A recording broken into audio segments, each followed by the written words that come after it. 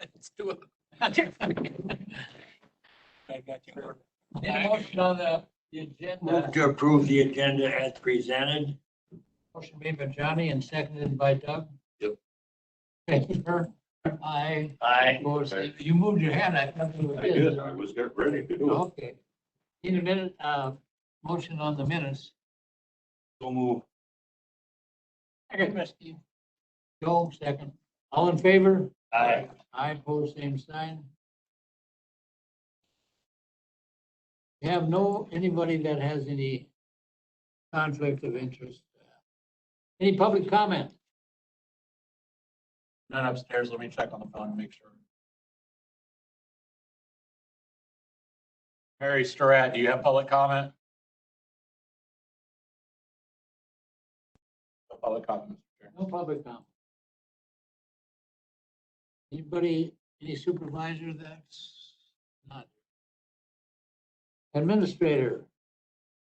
Yes, Yeah, thank you. If you'll notice, I have a mask on okay, and it's not mandated. But I did send out an email. I think you all should have received it. We are seeing an uptick in cases. So we are asking folks when they're in a public place in the building here, wear a mask. Just as a way, because we are seeing it crop up in a few corners here in the county, in the county building. So we're just asking that. So in case you're wondering why I'm wearing one, I need to set the example.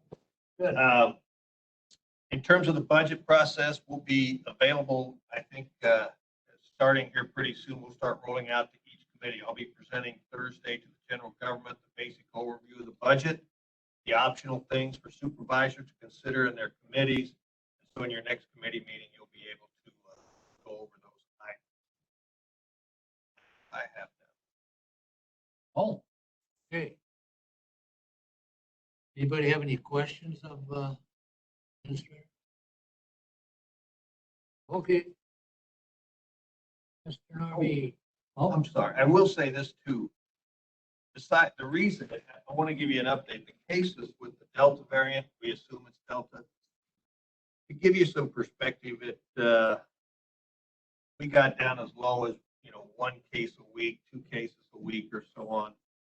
And the last week or so, we're between 15 and 20 a day. Now, that's not where it was last November and December, don't get me wrong, but we are seeing that surge of what we think is the Delta variant. And so we're encouraging people to be conservative in how they, get around and meet folks. Okay, that's fine. Good. This is our Chairman of Human Health and Services. And, but is there anything, recommendations to the schools from our health department? Yes, our health department does make recommendations to the schools, the guidelines. But each school district is a little different, and we leave it really up to the superintendent and their boards and their parents to actually implement the recommendations. So that's what we communicate on a regular basis with the schools, and our health department gives them what we recommend, what the state recommends, feds recommend, and but each school district will be making their own decision. Okay. Anybody have anything else? Okay. There we go. Now. Go ahead. You bring up the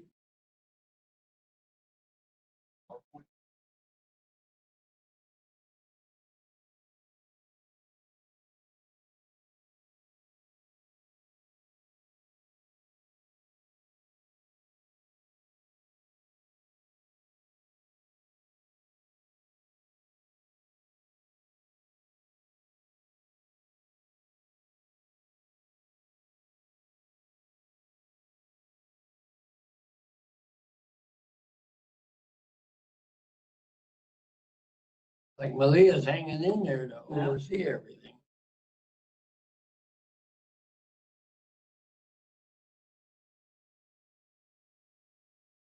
for the presentation first. Next slide, Chad.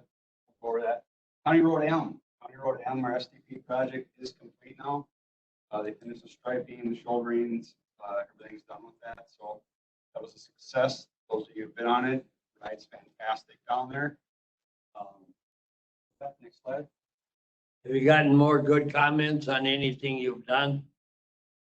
Yes, we had positive comments on a lot of positive comments on it. Oh, they sure are. People are just so appreciative. And there was a special, we did a better design, we did a really good design on that with 3 lifts on that.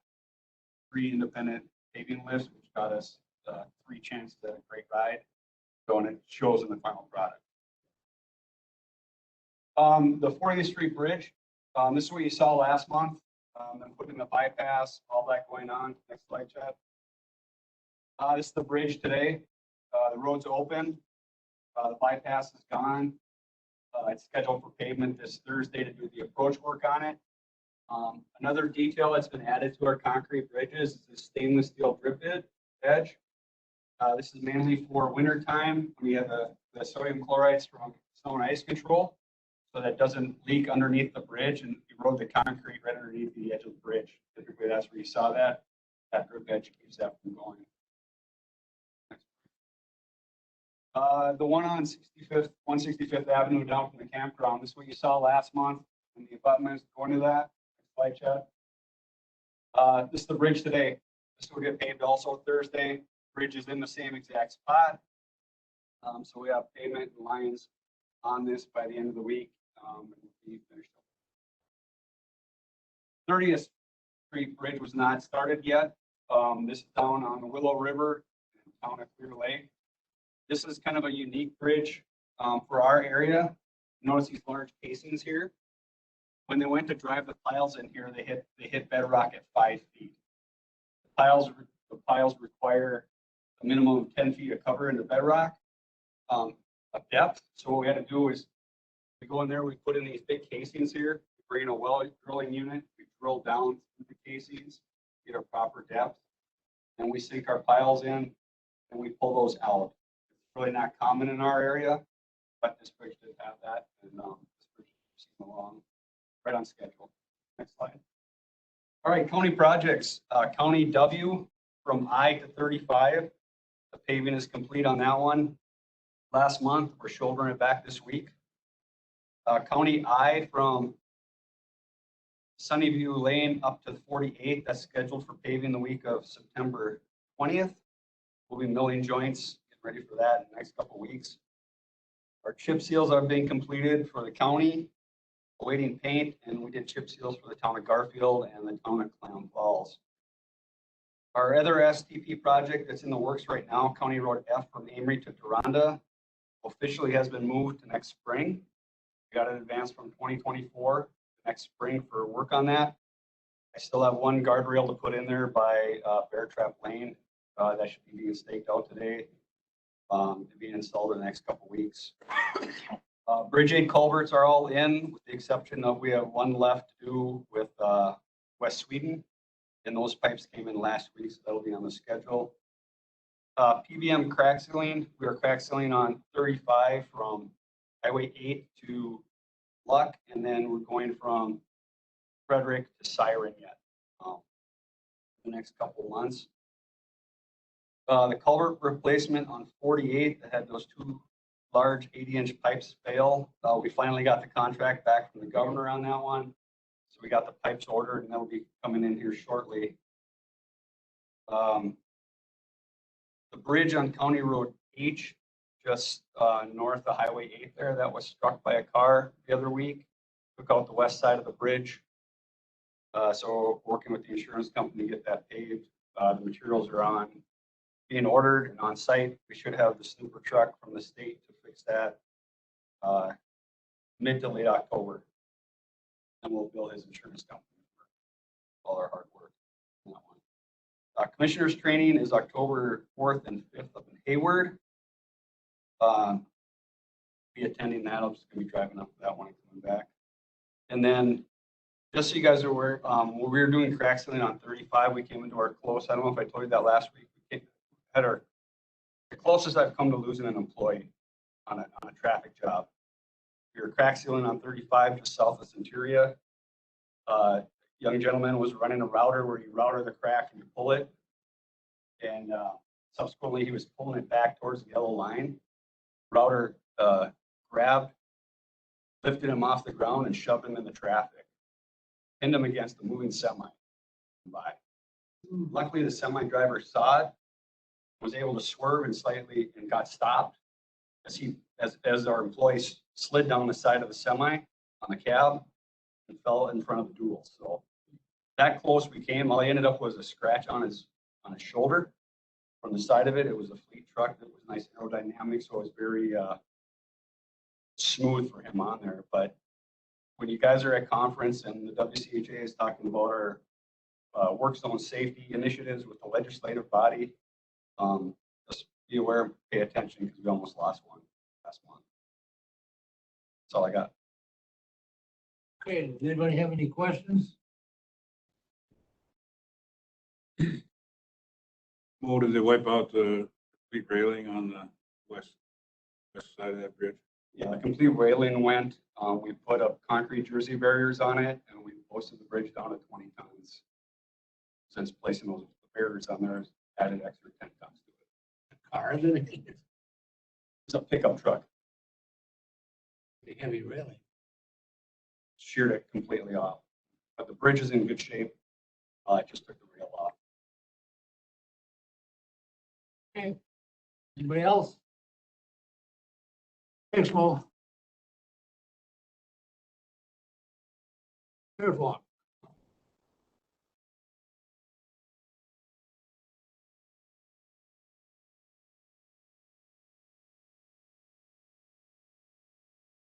Just a couple things to touch on with drug activity. As you know, I give all the monthly stats to Chad, and he's making that chart for you at Polk County Board. So I won't touch too much on it. We did have a spike in OWIRS last month. And it's interesting when that happens. You know, I think OWIs were more OWIRS than meth and marijuana combined. So that's interesting. But you'll get to see that at the full board meeting, that graph that Chad works on. We're taking down an old radio tower that's just south of Balsam Lake here. And the purpose for that is liability. It would need upgrades and whatnot, so it's not worth fixing. We don't use the tower, so we're going to have it taken down. Chief Deputy Don Burrows has worked on a body worn camera grant.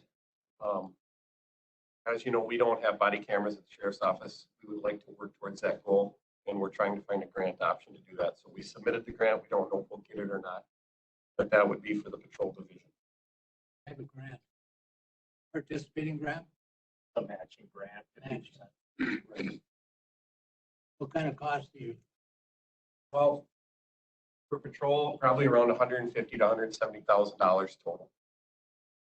Oh, I'll need that number like today or tomorrow, incorporated into the budget.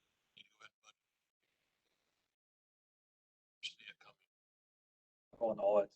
Yeah, we don't know if we're going to get it. We don't know if we'll be awarded or not, or we're going to try.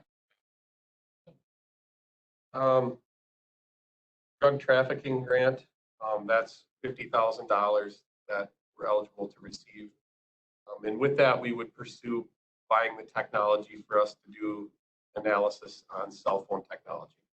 Currently, right now, if we take a cell phone, we send it out of county to get looked at. And as you know, the cell phone is kind of a walking roadmap of people's life, and it has a wealth of information for law enforcement.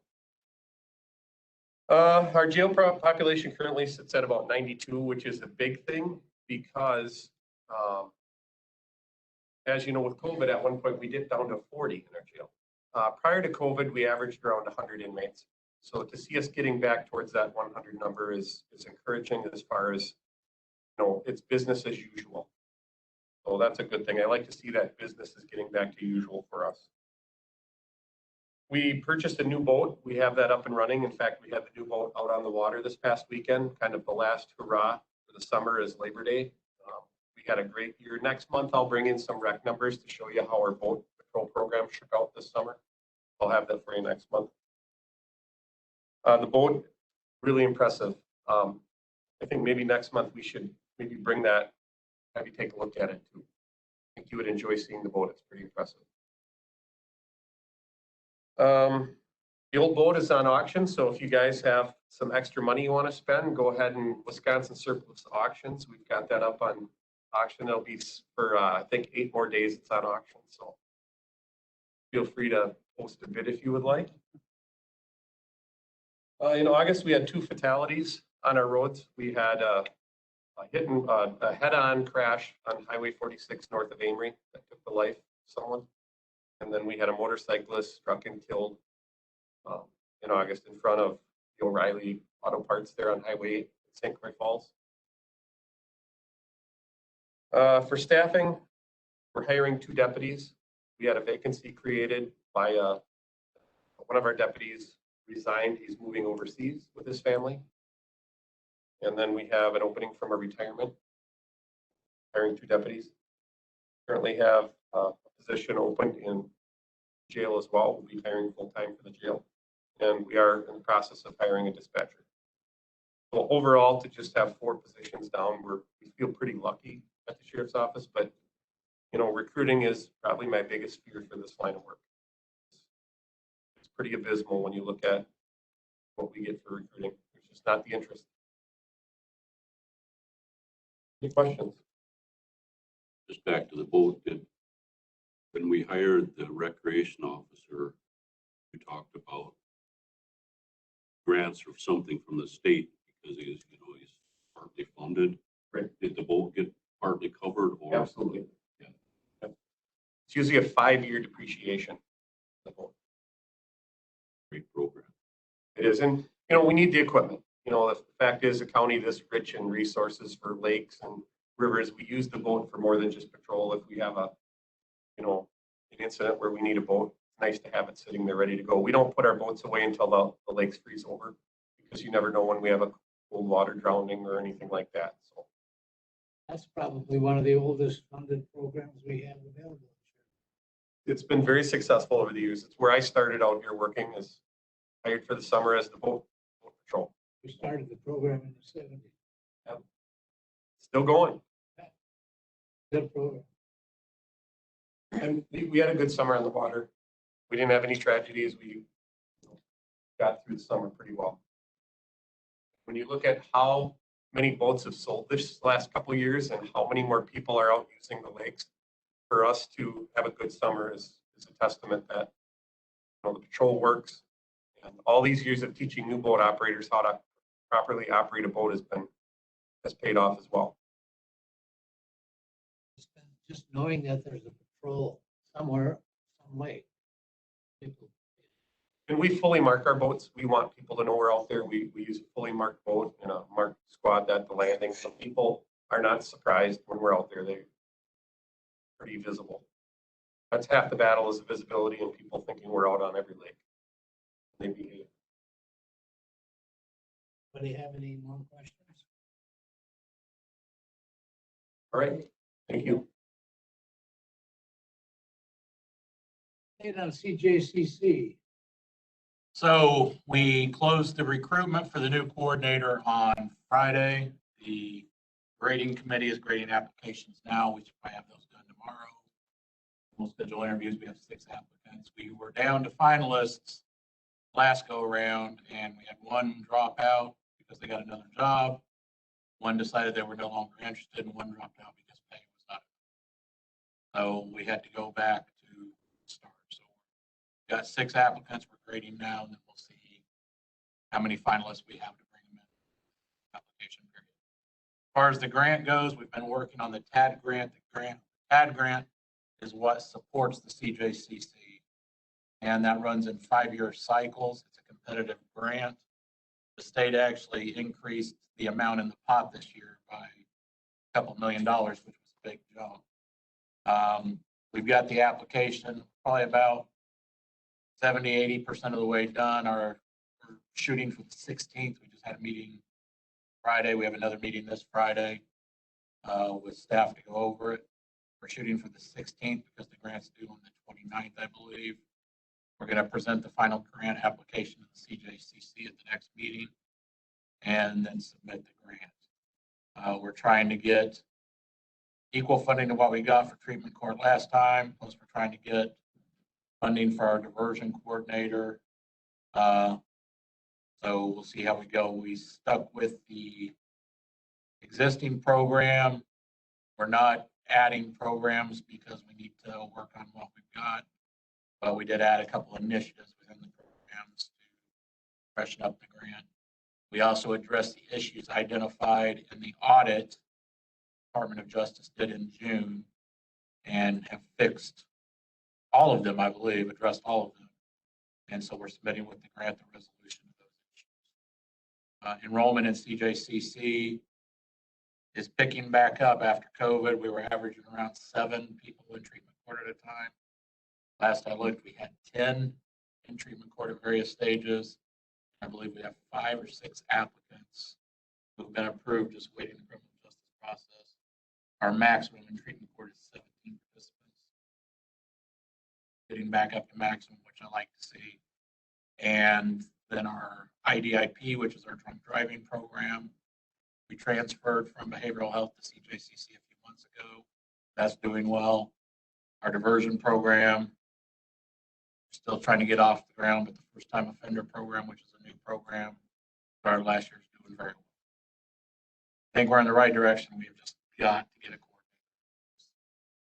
Somebody focused on it all the time with Great. Questions? Fine. What we got for ATV? We had a real worthwhile meeting today, I felt. So we started with this map, and Ben didn't give me a stack of it, but this is the campground out in Sterling that's been proposed now for probably since last spring. And Danny's gonna start working on it. And Rick McWigan, wasn't it toward the end of October that you'd be done? Hopefully. Yeah, I mean, whatever the plan is, but so it's coming together and get that finished, and people will have a place to come and stay, plus ride their ATVs on the newly created larger one. So I think that's really pretty good. Then Ben had these maps that I handed out, and of course, working up in the Lorain country and Clam Falls is a little different than Sterling, because as you look at your map, all the orange is the wetland class areas. And then we get into a lot of trouble with the DNR, how we can access that trail. So this one's gonna take a little longer to design. But what our discussion today was, well, the DNR, in order, I think Ben sent an email, and it was right before I came, but it said $100,000 could be for a permit for the cost of Wetland. Yeah. There was something that we could look into with the Army Corps of Engineers, because they work under a different permit, but we're not even that far yet.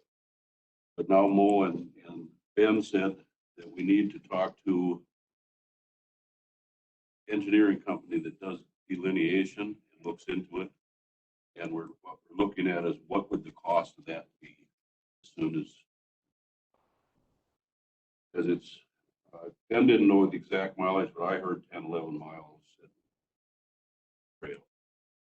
So there's a lot of complexity with this one compared to the other. And Danny talked about Burnett County, they have floating bridges that they put in, but he also said that there's a high cost to doing that. So everything's got to get analyzed as we start get closer to putting this together, what it's going to cost, end up at the, so it can be. So I thought the discussion today went very well. That part of it. Interesting to see the experience. Growth.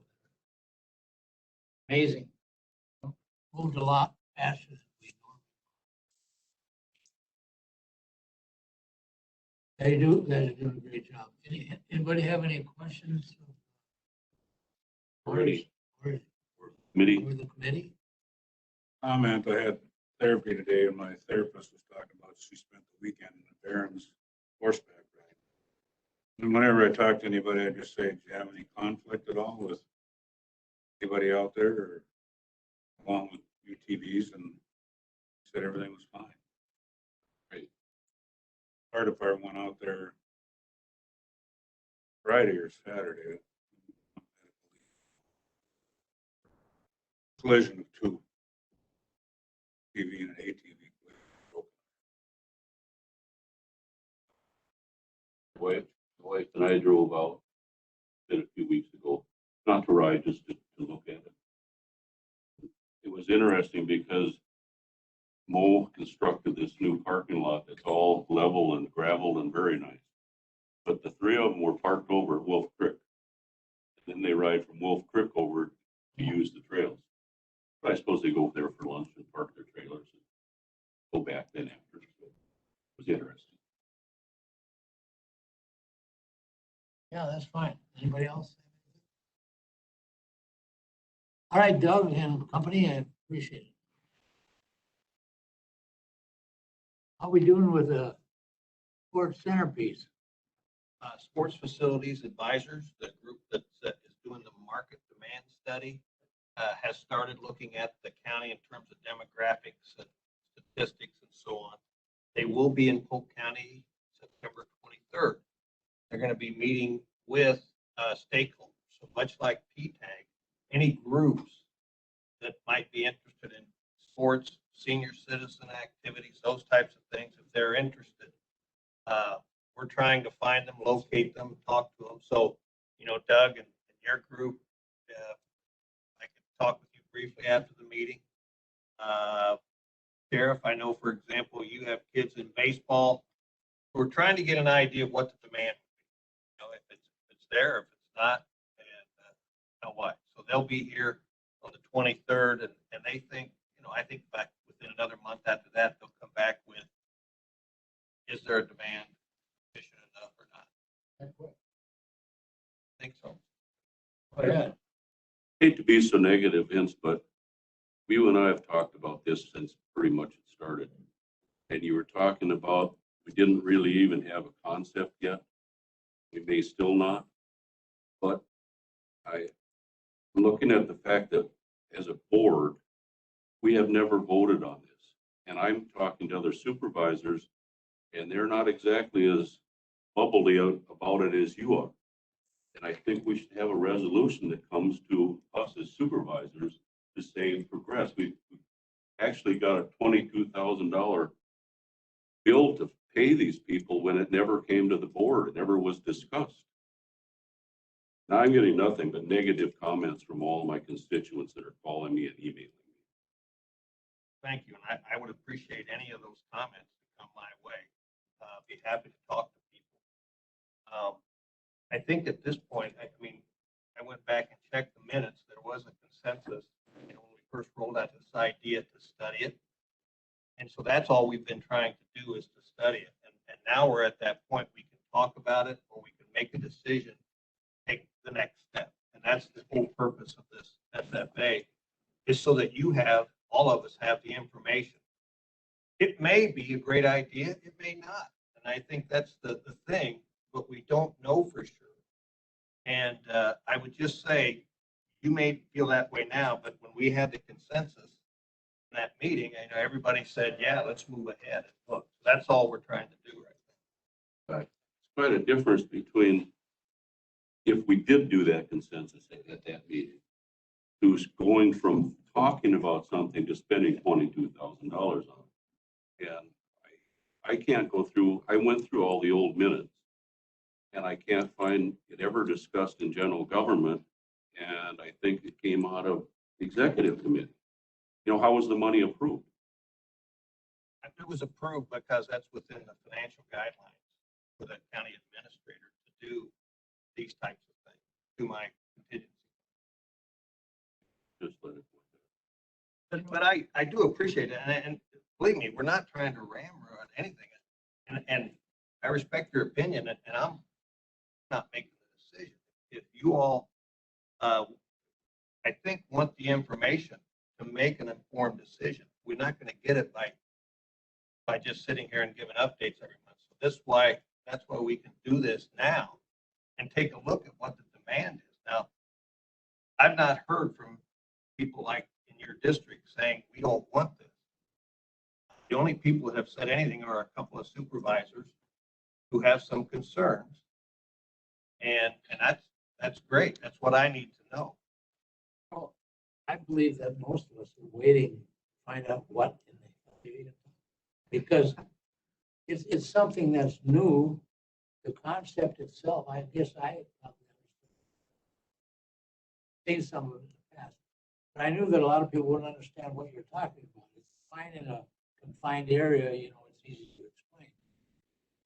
But when you're looking at a county like this size and recreation, you know, we're really close. Once we get more knowledge and understanding of what you've been talking, what this whole scenario is, once these facts start coming in, there'll be more enthusiasm than we expected, you know. I mean, with all due respect, I mean, I'm not having the negative attitude that some people have. I think it's the lack of knowledge. Absolutely no. And I guess maybe the reason it's so nebulous or vague is because we don't know exactly what this county's demand is for what sport. Is it, you know, I'm meeting, for example, with a major corporation here in the county who deals with snowmobiles and ATVs. I'm curious as to their interest in participating. Could this be a venue? You know, if we've talked about it being a trail hub, could this be a venue for ATVs, for snowmobiles, those types of things throughout the course of the year? Maybe a course or something like that. Is it hockey? I mean, you know, moving here from Indiana, I can tell you there's no hockey in Indiana. You come up here, hockey's everywhere, but not in Polk County, other than I think one club in St. Croix Falls. Is that a sport that might benefit our youth? Health awareness and health activities are now important in all age groups. So what this study will do is to say what types of folks would value this and who would want to participate. They may come back and they say a good percentage of their analyses will come back and say, nice idea, but this and this and this won't work. This might not. So that's all we're trying to do is narrow that down. I guess, and from my recollection, what I saw when we got the consensus was, here's an opportunity to be proactive on the development of our county. And not sure that it's the right way or not, but it seemed to be a consensus among many people who spoke to say, yeah, there might be some value here to help our youth use an alternative as opposed to getting off into drugs, to help our seniors to have a community center that come to a certain place, and yet still find other activities and uses of any facility, if there is one, to take advantage of. You know, we talked about the emergency center, having a place for storm shelters, and those types of things. So again, there are a lot of different things, but the idea is let's make a decision now as opposed to dragging this thing out. You know, anything? I got a comment. Go ahead. So have we contacted any large hotel operations? Says, you know, you start to develop something like this and right away, rooms come to mind. I mean, is this company that's going to do that? Are they just looking at the activities and not the? Well, no, that's a very good question. No, they look at the whole business environment here. One of the questions will be, are there enough hotel facilities to accommodate? And if so, how big, what types of things can they accommodate? The models of these things range from, like I say, just dropping in a building like a YMCA to having a complex that might even include a hotel. Not saying that's going to happen here, but I know that when these types of things are built in other parts of the country, hotels quickly follow. Don't know if it would here or not, but that's what this study does. Yeah, Yeah, I mean, Chad makes a good point, and you know, the grant potential on this is high. So I'm working with West Central Wisconsin Regional Planning Commission to say what types of things might be eligible for grants. There are things ranging, like I said, the emergency center to development of businesses and so on. You know, we think this is something that could crack grant monies. And now with the, I think it's the Wisconsin Economic Development Association, they are now looking for projects like this to invest in tourism related business. So we're just looking at it. geographically, we're pretty good. Pardon? Geographically, we're a pretty good location, actually. And that's what we want to find out. We think it is. I don't think so with all the amenities potential. Have here with a drawing of 2.5 million people out there. Our way. Go ahead. I think that one of the biggest problems you're gonna run into is Polk County does not have any major cities. River Falls, Hudson. I mean, and that's where all these are going, are to these big places. It has a lot of population and it's right on the main corridor. I think many of them are, not all of them. And the one that comes to mind is the Pentagon in South Dakota, where it's more geographically located between some of their cities and towns, and people congregate there. So, and that may be, you know, the things that this group will look at, not only hotels, but roads and access. It will look at, because intuitively, we would think it would be located somewhere near a village or a city here in the county, so it would have access to infrastructure, water and sewer, those types of things. So part of it is finding potential sites that would be suitable. This type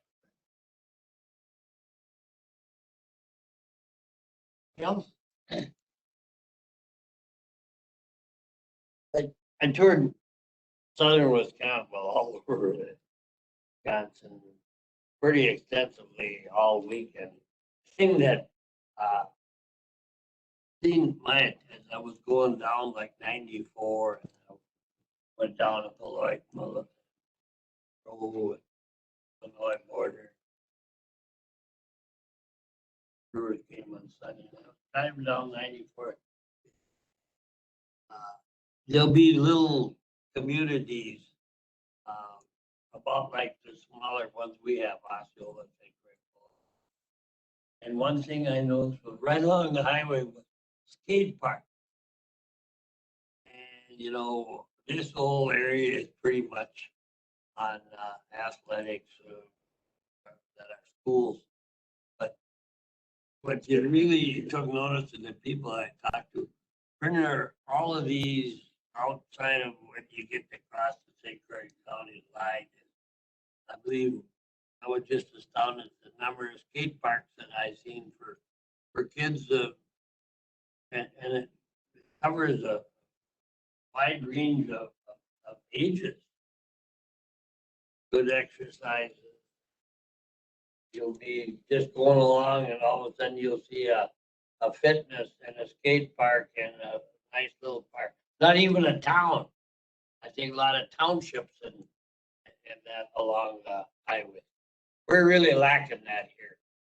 We even had If kids aren't in athletics, there's nothing for them out there. a call the other day regarding the ARPA funds. One had suggested the need for like a community or a swimming park type activity, splash pads, if you're familiar with that term. As you know, we've looked at them in a couple of different places. And again, what we're trying to do is to say what would be something appealing to all generations, families. You know, you think about things like we've got troll hockey, which is great for skiing and great for summer activities. And any type of thing that brought families over here, they had opportunities to say, yeah, maybe our daughter or son's going to be playing in a tournament, but we've got other kids. We could go to throw hockey, we could go to the swimming pool, we could splash pads, we could go to other things. And then instead of just a one-day visit, people are here for a long weekend. So that's the type of business thing these groups, this consulting group can say, here's what may work, here's what we don't think will work. If it's going to work, here are some things that need to happen. And that's what we'll just look at it then and make it. People seem to be willing to spend some time on the road to get to a location. A good example that I've noticed, particularly in the last couple of years, is the Fata Rosa. You can't even get a parking spot place anymore. It used to be hard to get anybody to shoot a cannon across there. There's nobody in the lot. Now you can't even get near it. Just bad. Even a lot of our local people go there, you know, within the county. It's so you can't tell me the people won't move to get something that's attractive. Anything that we can do for activity for our people here in the county. I mean, we're just wherever. I talk to people on all 72 counties as a representative to the county association. And we're just known as a pass-through county. Even my own family, my kids, look at how Siren rebuilt after the tornado and what, go up in that area on weekends, and there's things, other places that we don't even have, and we're one of the 9 county metropolitan counties. We're in the 9 county metropolitan commission. We should even have a representative from our county in those 9 county metropolitan meetings. We're invited, but we don't have nobody there. St. Croix County and Polk County, we are one of the 9 county members. We're looking at. We've just overlooked everything, so we're passed through. I've been with, I don't know how many county boards, 10, I guess. First time we've even brought up a discussion on anything. Hey, anybody else? I've got a suggestion. I just got back from Evansville, Indiana. Little boy, a daughter and a granddaughter, we drove down there, played in the national softball tournament. And there was over 200 teams down there. And the people were traveling from all over the United States. You know, our team, we just drove down, the other team flew down. They had to go to North Carolina, get on a little plane to fly into Evansville. So there isn't, it's just a town, but it's not a big town, you know. And then the next day, after the tournament got over, we went over to St. Louis, which was about hour and a half, 2 hours over, and looked through the sites in that city. We left on a Friday and we were back here last. So, you know, like what he's talking about, I can see that happening, but you have to have motels. It's all got to be built, you know, so people can come and stay and move around, you know. But people don't mind driving anymore or going distances. It was 700 miles down. Hats off to you trail people for doing something. Yeah. That's gonna be a big thing. And like you say, build it, and they will come. You know, Like Still your proving point, it. You like the wineries in this area. Yeah, My in-laws come out all the time. We're getting a new brewery too. yeah, I see that. It all adds up.